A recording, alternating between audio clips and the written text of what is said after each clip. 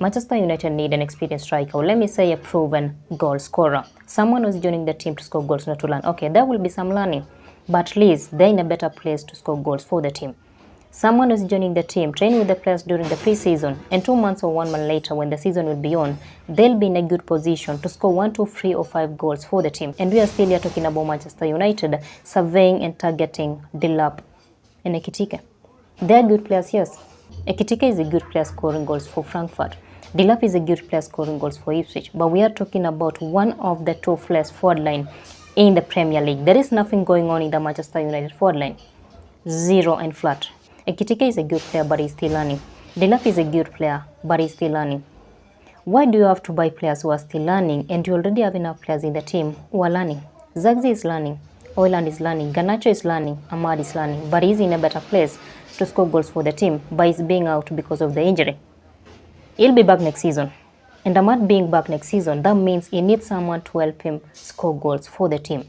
We've seen how Bruno is being overused in the team.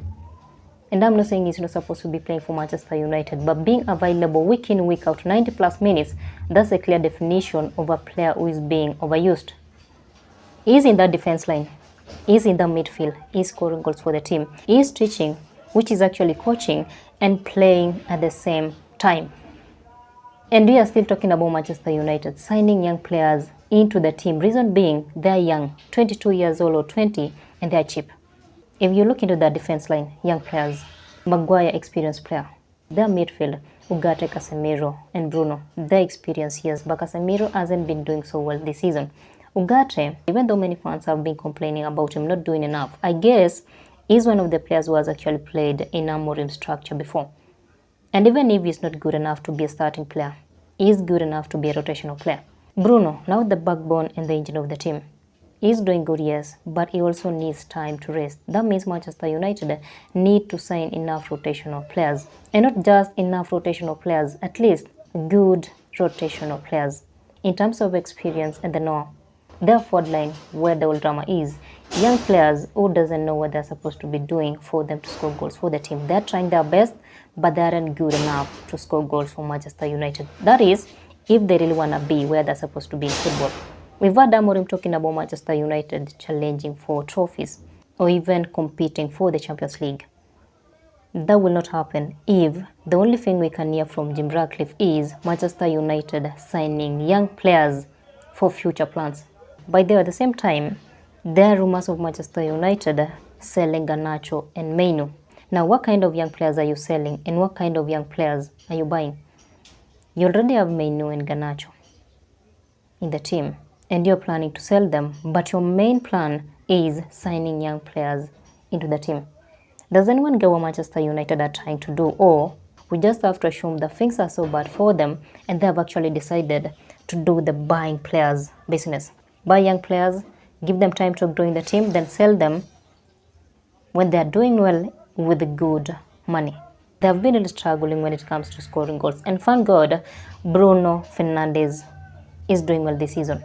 Where will Manchester United be if Bruno Fernandes was not in the team this season? Relegation zone. And they really need someone to score goals for them. They need a proper striker. And not only one striker, 2 strikers if possible. The 2 victors or 1 Victor and Cunha. And the main reason as to why Manchester United are not willing to sign Victor is because he is 26 expensive in his wages. I mean, if you can pay Casemiro 350k per week, why is it so hard to pay someone who will be scoring goals for the team 222k per week? Chelsea, I'm not sure if they really want to keep Sancho in the team, which means he might be back in the team next season. And you'll be paying him 300 or 350k per week. And you're telling us Victor is expensive because of 225k per week. But remember, he'll be scoring goals for the team. If Manchester United can sign Victor Gyökeres, that would be a good plan for them. He has worked with Amorim and his team before, and that means it will not be hard for them to reconnect and adjust into the team. And if they'll be going for Victor Osimhen, the experience they would rather know. That's the player that Manchester United need in their forward line. Someone who can demand services from these other players. I'm your striker, supply me with the ball and I'll be doing what I'm supposed to be doing. And that's one of the things that Oyland has been really struggling with. We had Amorim saying he wants 2 good players. At the same time, Sir Jim Ratcliffe is talking about Manchester United as signing young players, and this is one of the things that's affecting Manchester United, not giving their managers players they need in the team. Give Amorim the right players. He has all the reasons, and he knows exactly why he's saying he needs 2 good players. What are your thoughts on Manchester United signing criteria? Should they just continue signing young players because they're cheap, or it is now time for them to invest and sign experienced players into the team?